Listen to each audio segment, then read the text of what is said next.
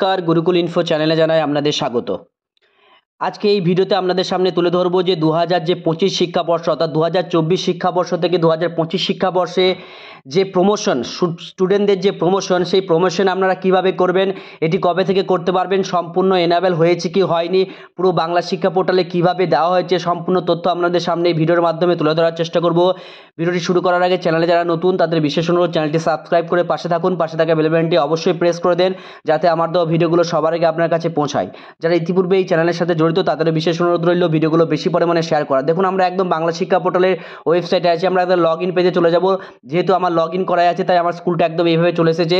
একদম দেখুন, আমরা প্রমোশন ডিটেনশন আপনারা কিন্তু এখন আর এডিট করতে পারবেন না। আমি দেখিয়ে দিচ্ছি, একদম দেখুন, একদম স্টুডেন্ট যে আপডেট আইডেন্টিটি সেটা কিন্তু এখন বন্ধ করে দেওয়া হয়েছে পুরোপুরি।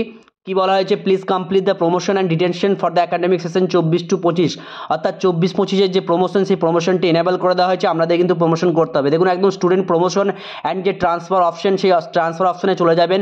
প্রথম যে অপশনটা যেটা একদম আন্ডার মেনটেন্যান্সে ছিল, আমি এর আগের ভিডিওতে জানানোর চেষ্টা করেছিলাম। দেখুন, স্টুডেন্ট প্রমোশন ডিটেনশনের অপশনে চলে যাব। দেখুন, একদম দিয়ে দিয়েছে detention will be available all classes up to class 8 in respect of CWS, অর্থাৎ সিডাব্লিউএসের ক্ষেত্রে আপনি কিন্তু ডিটেন্স করতে পারবেন। আদারওয়াইজ সমস্ত স্টুডেন্টদের কিন্তু আপনাকে প্রমোশন করতে হবে। দেখুন, একদম ক্লাস ওয়াইজ দিয়ে দিয়েছে। একদম সাবমিট বাটনে যদি আমরা ক্লিক করি, একদম সাবমিট বাটনে ক্লিক করলেই একদম প্রমোশন করতে পারবেন। একদম রোলও আপডেট করে দিতে পারবেন। যদি আপনি অ্যাকর্ডিং টু মার্কস অনুযায়ী রোল আপডেট করতে চান তাহলে কিন্তু আপনি রোল বা এবং সেকশন আপডেট করে দিতে পারবেন। দিয়ে কিন্তু সেভ অ্যাজ ড্রাফট করতে হবে। আপনার সেভ অ্যাজ ড্রাফট করলে কিন্তু একদম একটা প্রথমে ড্রাফটে চলে গেল।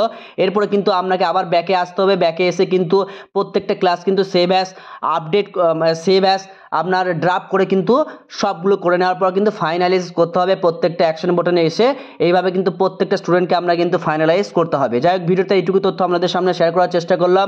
ভিডিওটি ভালো লেগে থাকলে সকলকে শেয়ার করার অনুরোধ রইল এবং অবশ্যই চ্যানেলটি সাবস্ক্রাইব করে রাখুন। এর পরবর্তী ভিডিওতে গ্র্যাজুয়েশন সেরিমনি কীভাবে সার্টিফিকেট ডাউনলোড করতে হবে সেটাও কিন্তু আপনাদের সামনে তুলে ধরার চেষ্টা করব।